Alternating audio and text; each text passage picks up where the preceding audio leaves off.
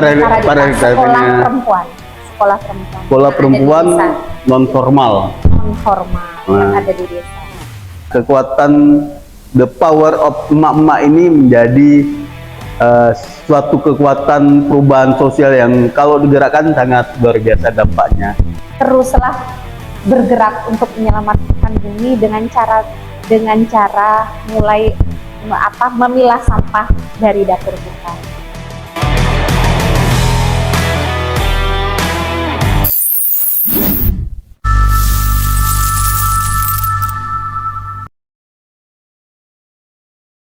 Bismillahirrahmanirrahim. Assalamualaikum warahmatullahi wabarakatuh. Selamat pagi, salam sejahtera bagi kita semua. Selamat datang di podcast Bank Sampah Maju Bahagia. Kali ini kita akan coba membahas tentang kembali lagi masalah lingkungan masih. Kemudian tapi kali ini kita singgung dengan kekuatan mak-mak ya, kekuatan mak-mak terhadap rumah tangga dan lingkungan. Nah, sebelum kita mulai, kita mungkin akan coba memberikan, karena Desember ini kita hari pantun nggak? Oh, hari pantun sedunia kan. Okay. Jadi coba nih, meskipun saya sebenarnya tidak bisa berpantun sebenarnya, contekan. Jadi pergi ke dapur memilah sisa sayuran. Cantik, lawar ya kan. Nah, dari rumah kita rawat lingkungan. Lawar. Dari emak-emak lahir perubahan. Lawar. Hari ini kita akan membahas kekuatan yang sering dianggap biasa, tapi dampaknya luar biasa. Jadi hari ini kita coba berpantun karena ada hari pantun sedunia. Nah, baik, kita akan membahas tentang temanya adalah the power of emak-emak. Nah, dimulai dari lingkungan, peduli lingkungan dimulai dari rumah tangga. Nah, perlu kita ketahui bahwa sampah di rumah tangga itu berdasarkan sistem informasi peduli sampah nasional itu ternyata 40-45% itu adalah sumbernya berasal dari rumah tangga. Jadi sampah ini ya selain masalah juga solusinya ternyata solusinya ada di dapur juga sebenarnya. Jadi itu kayak yang kita angkat. Nah, untuk membahas the power of emak-emak ini, hari ini telah hadir di samping kanan saya itu adalah Kak Holilah ya. Kak Holilah. Jadi saya karena sudah sering sama beliau ini yang manggil kakak nih kan. Ini Kak ya. Jadi apa kabar Kak? Alhamdulillah. Keluarga. Alhamdulillah. Kita udah ini, tapi untuk lebih enaknya mungkin kita masuk ke session perkenalan sama beliau ini nanti biar lebih pas mungkin beliau saja langsung kenalan sama teman-teman sekalian semuanya. Silakan Kak. Iya, terima kasih. Assalamualaikum warahmatullahi wabarakatuh. Waalaikumsalam warahmatullahi wabarakatuh. Saya Holilah, sehari-hari ya ibu rumah tangga, tapi saya juga beraktivitas di Akademi Paradikta Indonesia untuk wilayah Kalimantan Barat dan Kalimantan Selatan. Nah, saya juga bekerja di Yayasan Perempuan Kepala Keluarga, Yayasan PEKA, dan aktivitas organisasinya saya ada di Forhati, kebetulan ada pengurus di tahun ini, dan Muslimat Matlaul Anwar, seperti itu. Jadi ya lumayan, semua organisasi yang diikuti ternyata perempuan semua, organisasi perempuan. Nah, berarti itu menunjukkan tema hari ini, the power of emak-emak kan. Jadi baik, itu sosok dari Bu Holilah, tapi beliau juga ibu rumah tangga ya Kak? Ibu rumah tangga. Nah, jadi kaitan ada hubungannya ya. Jadi ibu rumah tangga. Keadaan anak-anak baik-baik, sehat ya Kak ya? Ya, sehat-sehat saja. Ya.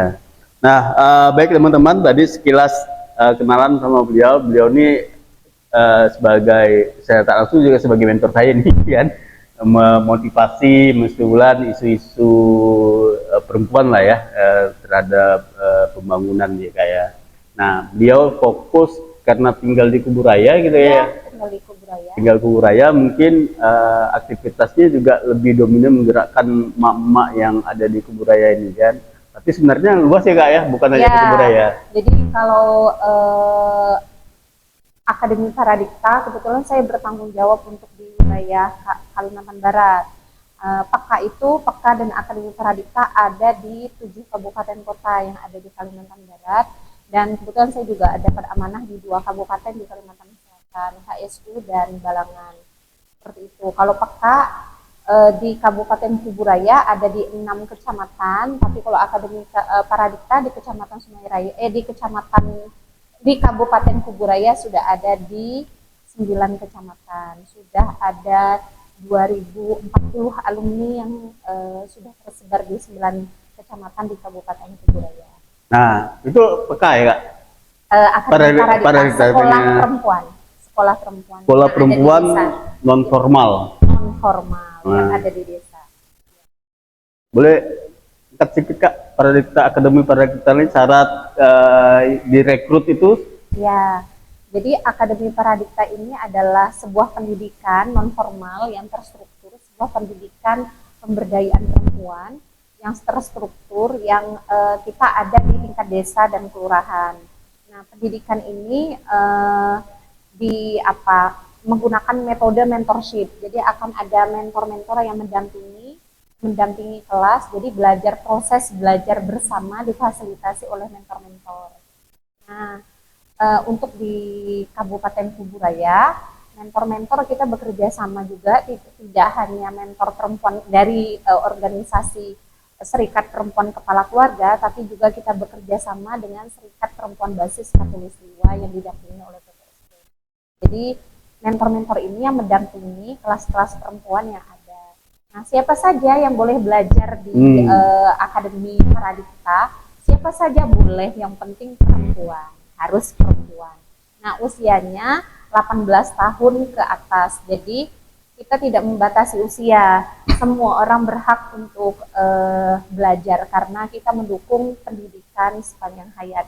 Jadi akan ada kelas-kelas yang berbeda usia, tapi ada juga kelas anak muda, jadi ada kelas ibu-ibu, seperti itu. Jadi banyak yang bisa dilakukan oleh kelas-kelas ini. Nah, modul yang dipelajari juga bisa memilih seperti itu. Mereka mau belajar tentang apa? Apakah mau belajar tentang desa, mau belajar tentang ketahanan pangan, mau belajar tentang keluarga, karena biasanya perempuan untuk keluar rumah dia masih punya beban ganda di rumahnya gitu. Bagaimana dia mau aktif di masyarakat tapi dia masih punya beban ganda, biasanya mereka memilih kelas keluarga, dan ada juga kelas kewirausahaan. Nah, semua kelas-kelas belajar ini integrasi tentunya dengan pemerintah, seperti itu.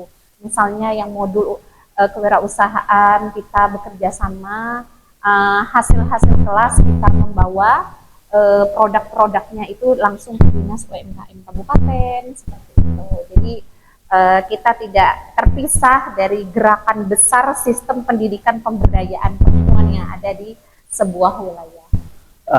Kalau dilihat dari sisi indikator keberhasilan, Kak, mungkin ada perubahan yang kan udah sekian tahun nih, alumni udah 2000-an lebih itu kan. Nah, dari alumni itu mungkin ada yang ya masih menjadi top leader lokal di kalangan mereka kan, komunitas. Nah, perubahan apa nih yang terjadi nih, Kak? Rata-rata kalau saya melihat perubahan yang terjadi pada alumni itu misalnya kemampuan mereka memimpin, kita memimpin mulai dari diri sendiri. Perempuan percaya diri untuk mengutarakan apa yang dia rasa, pengalaman hidup dia sebagai sumber pengetahuan, seperti itu. Terus mereka juga sudah bisa menganalisa kebutuhan lingkungannya apa sih sebenarnya.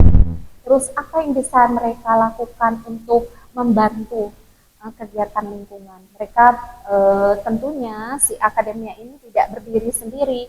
Mereka juga ada perempuan-perempuan lain di wilayahnya, ada anak, ada keluarga.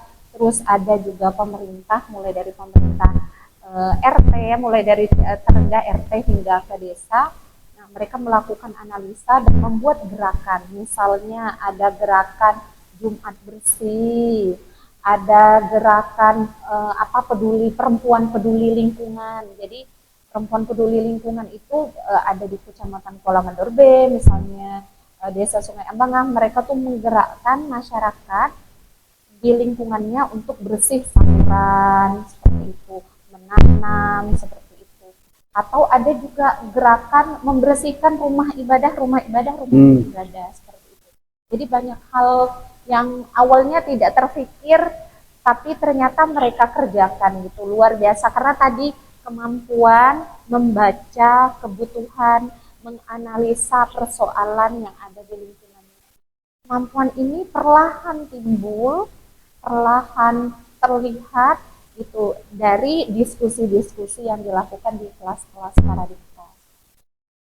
Nah, itu ya sekilas tentang aktivitas dan dampak adanya keberadaan Akademi Paradikta ya di Kalbar dan Kuburaya khususnya ya Kak. Nah, baik kawan-kawan, kita balik ke tema besar kita di podcast hari ini, yaitu the power of emak-emak terhadap peduli lingkungan dari rumah tangga.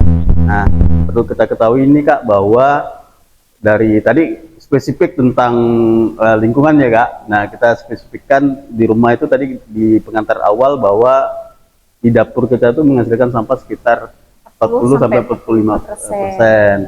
Nah, dari 45% itu ternyata 60%-nya ya, 60%-nya itu adalah sampah organik. Nah, ketika ngomongin sampah organik itu kan erat hubungannya dengan dapur. Ya enggak? Nah, dapur itu ada siapa? Ada mama, ya kan? Ada mama. Nah, kalau Kak Aulila memandang sampai mana nih kaum emak-emak ini menentukan tadi penanganan limbah rumah tangga dan sampah rumah tangga itu yang 60% itu. Ya. Ya. Sebuah dapur tentu isinya tidak hanya ada perempuan ya, tapi ada laki-laki juga. Tapi kebanyakan dapur-dapur kita itu masih berisi perempuan. Nah, kalau tadi ada sampah 40 sampai 45% adalah sampah dari dapur gitu. Hal yang biasa kami lakukan sebagai ibu rumah tangga di dapur adalah pemilahan, memilah sampah dulu yang intinya. Jadi kita punya 2 tong sampah di dapur. Tong sampah tidak harus berupa tong sampah ya, tapi juga tempat-tempat yang sudah tidak terpakai.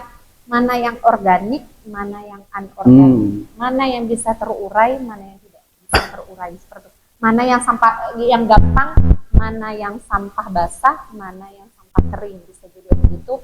Mulai dari situ, jadi kalau yang sampah basah tinggal dibuatkan lubang seperti itu, ya tinggal dibuatkan lubang, ditutup supaya nanti juga menjadi sumber nutrisi bagi tanaman. Nah, kalau yang sampah plastik baru dibuang ke tong sampah. Ini menjadi sangat penting.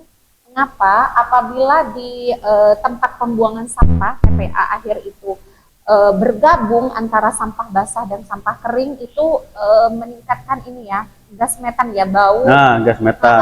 Bau segala macam gitu. Tapi kalau kering sendiri, basah sendiri itu juga akan mengurangi polusi baunya itu ya, akan berkurang seperti itu.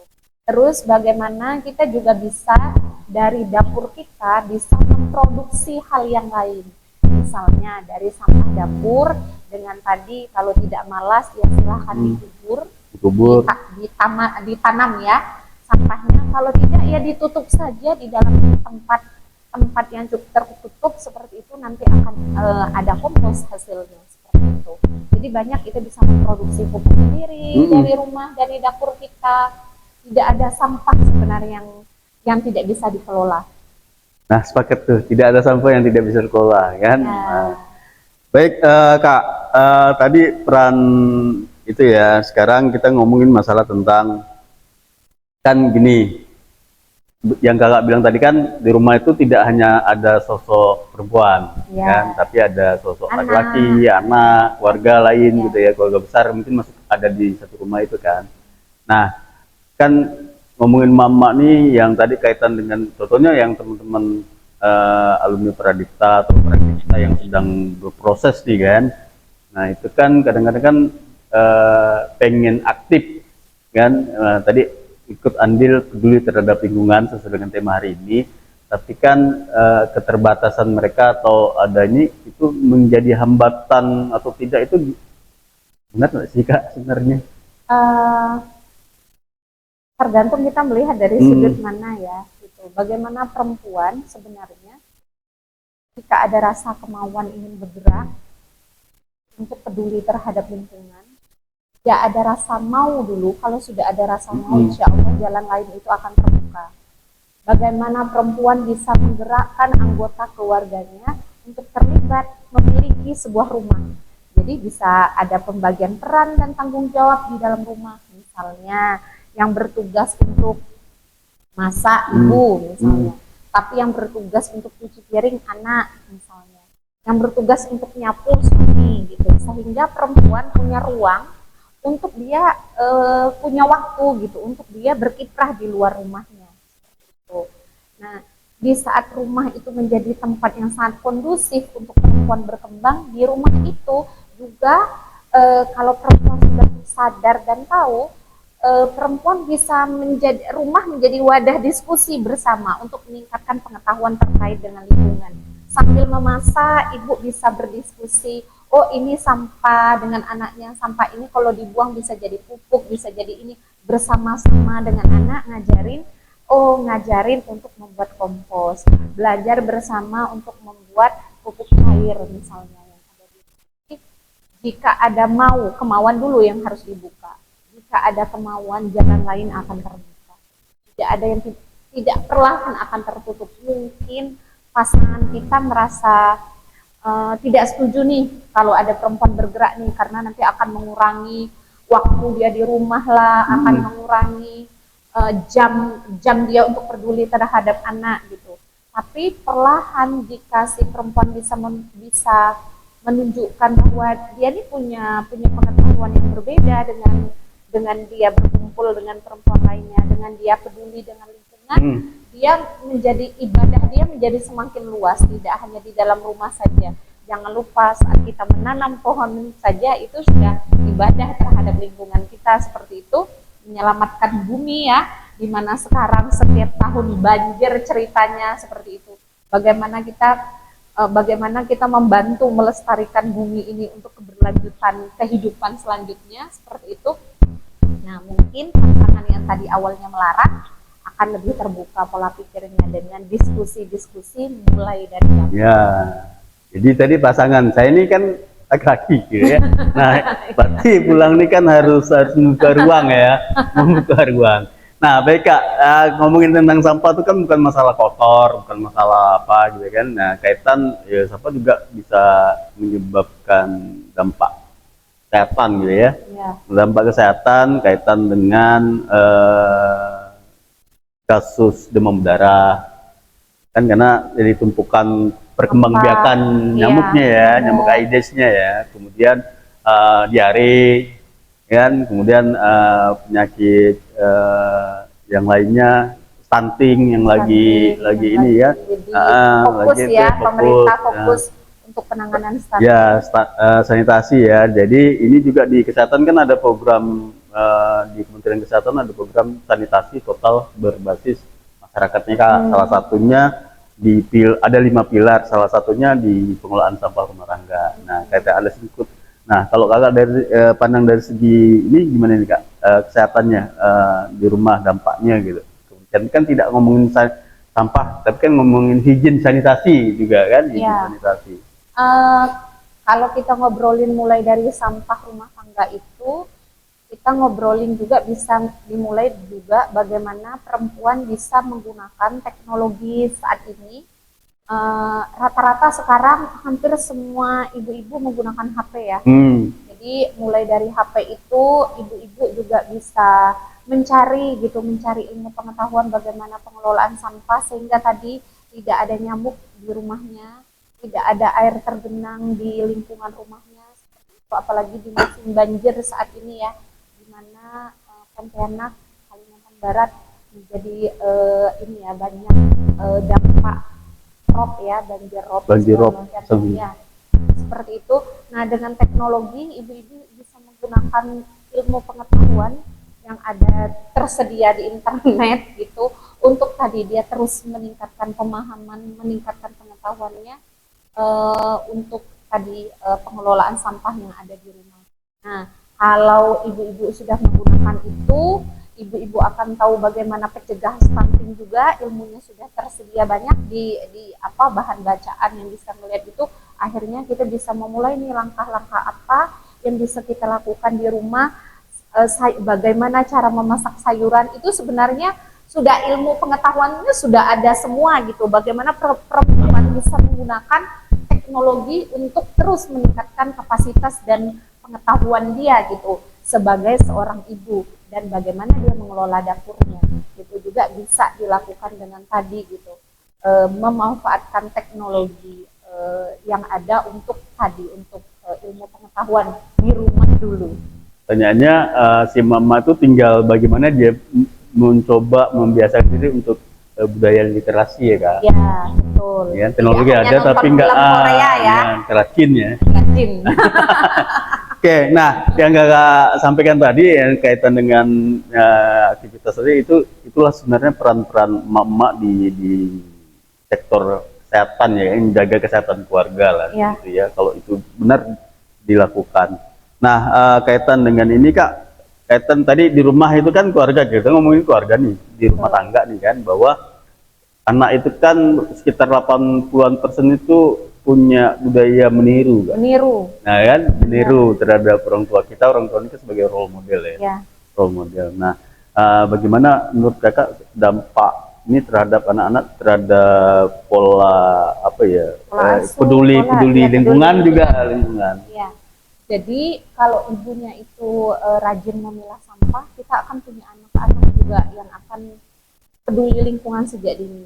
Misalnya nih, kalau ibunya tidak terbiasa, dia tidak terbiasa buang sampah sembarangan, di jalanan manapun gitu, di jalan manapun, dia akan menyimpan sampahnya di bawah hingga sampai ke tong sampah. Saya punya contoh, ada seorang nenek, dia punya cucu ya, di Paradikta ada nenek punya cucu gitu ya, si cucunya ini membawa sampahnya, padahal dia masih umur sekitar 3 tahunan lebih ya, membawa sampahnya pulang. Nggak boleh ya nek, sampah ini tidak boleh dibuang sembarangan. Di atas motor si anak ini ngantuk-ngantuk lah megang sampah plastiknya, dibawa pulang gitu. Nah itu bukti bahwa bagaimana orang tua menjadi contoh tauladan pertama gitu. Saat seorang ibu selalu rajin memilah sampahnya dan tidak membuang sampah sembarangan, maka anak-anaknya juga akan melakukan hal yang sama. Bayangin dia minum es di jalan seperti itu, dia bawa pesan dan dia ngomongkan ke neneknya gitu, jangan sampai sampah ini dibuang ke sembarangan ya nek, kita harus bawa pulang sampahnya gitu. Jadi dia bawa pulang, dia taruhlah sampahnya di tong sampah plastik gitu yang ada di rumahnya. Ini menjadi sangat keren jika semua keluarga memulai dengan hal yang sekecil itu, memilah dulu dan ngajarin anaknya dengan memilah sampah itu tadi. Jangan membuang sampah di mana dia berada, di situ dia meninggalkan jejak sampah. Nah itu kalau kasih tahu dengan anak kecil akan patuh tuh gitu. Asal tadi orang tuanya isi koma. Itu ya.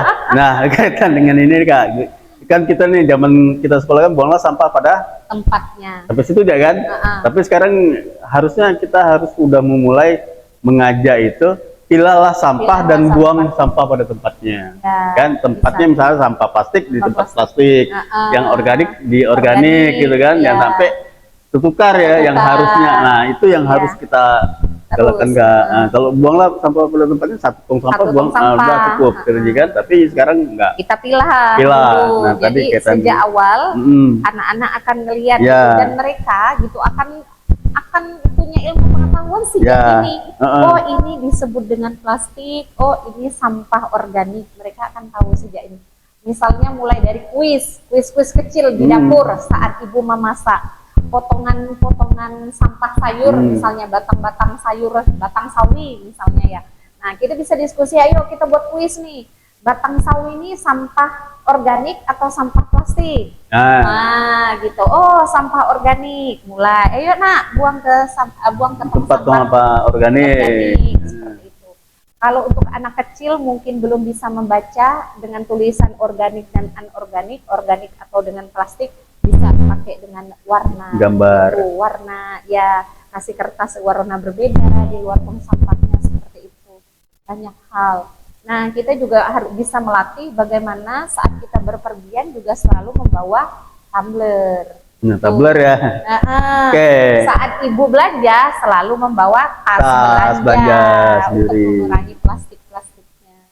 Kalau ngomongin lingkungan juga ini ya, bukan hanya bicara tentang sampah ya, tapi energi juga ya. Bener. Energi terbarukan, mungkin hemat listrik, hemat air. Hemat air. Ya, nah, jadi kayak gitu. Banyak hal yang benar-benar itu harus dimulai dari rumah. Kalau saya gini nih Kak, kan kita bank sampah kan, bank sampah, kemudian tadi Kakak bilang di komunitas Pradipta juga ada kelompok komunitas yang akhirnya membuat komunitas sadar lingkungan, saya peduli lingkungan gitu kan. Dan saya lihat itu ternyata mayoritas memang mama nih Kak yang gerak kan. Nah, kekuatan emak-emak terhadap lingkungannya sangat luar biasa. Apa istimewanya ya, kalau saya menilai itu kan emak-emak itu kekuatannya ada pada konsisten kan, tanggung jawab, semangat gitu kan, terus sosialnya bergerak gitu kan. Nah, itu yang tidak gengsi ya. Nah, jadi mereka bergerak nih Kak. Nah, kalau Kakak menang itu yang saya tangkap ya Kak. Jadi kalau mungkin ada tambah nanti Kakak siapa? Mengapa dimulai dari perempuan ya? Mengapa dimulai dari perempuan? Karena kekuatan sebuah rumah itu ada di perempuan. Perubahan itu akan terjadi secara signifikan dan lebih cepat gitu. Apabila sistem perubahan itu sudah dimulai dari individu dan rumah seperti itu. Selain pastinya ada campur tangan negara di situ, campur tangan pemerintah. Kalau di rumah emaknya sudah mulai sadar, emaknya sudah tahu, emaknya sudah paham, insya Allah dia akan menularkan. Karena tadi mama tuh tidak gengsi, mama itu tidak malu untuk bercerita gitu, emak itu tidak pelit gitu, tidak pelit untuk berbagi. Jadi mulai dari rumahnya sendiri, emak akan mengajarkan ke anak-anak gitu. Sehingga perubahan akan cenderung lebih cepat. Nah, dari segi ini pengalaman pribadi nih Kak. Jadi kalau saya kan sama istri nih Kak, istri ini kadang-kadang kan ya kita mut-mutan juga sih untuk milah sampah nih kan Kak. Nah, asal tong sampah penuh gitu ya, yang residu semuanya hasil pilihan udah cuap-cuap dah tuh kan. Nah, ini tong sampah udah penuh nih, buang gitu kan. Nah, ujungnya berarti kan udah berubah kan, kekuatan menggerakkan. Kita suami udah istri ngomong nih udah kan. Yang awalnya tadi males kan, karena harus jadi di mindset saya itu lihat tong sampah nih kayak tiap hari harus dilihat penuh, udah terpikir otomatis kan. Nah, jadi itu tadi pengalaman ya, memang the power of mama kan. Nah, selanjutnya Kak gini, kira-kira apa sih pesan-pesan Kakak nih bagi kaum emak-emak, baik itu secara Indonesia Raya lah ya, Raya, kemudian Kalimantan Barat, Kabupaten Bogor Raya, terhadap gerakan nih, ajakan gerakan dan pedulian terhadap kaum perempuan terhadap lingkungan.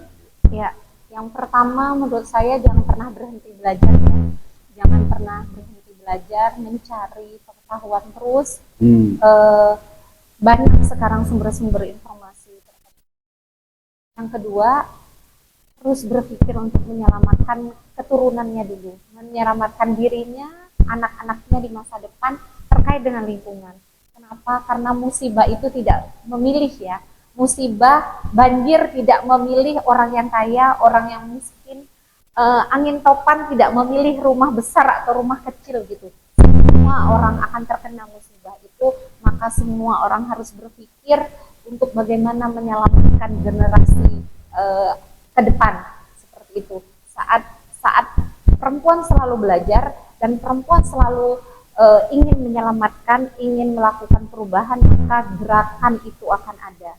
Gitu. Ya, kaitan dengan bencana Sumatera ya. Akan ada gerakan-gerakan untuk pembaharuan lingkungan yang lebih baik. Oke Kak, sebelum kita tutup, ini podcast ini juga kita angkat sebagai rangkaian peringatan Hari Ibu ya. Hari Ibu, kemudian peringatan Selamat Hari Libur, menyambut tahun baru gitu ya, depan 2026. Dan dari podcast ini mungkin kita simpulkan bahwa hari ini kita podcast belajar bersama bahwa sampah terbesar itu berasal dari rumah tangga. Ya kan? Kedua, dapur adalah pusat perubahan.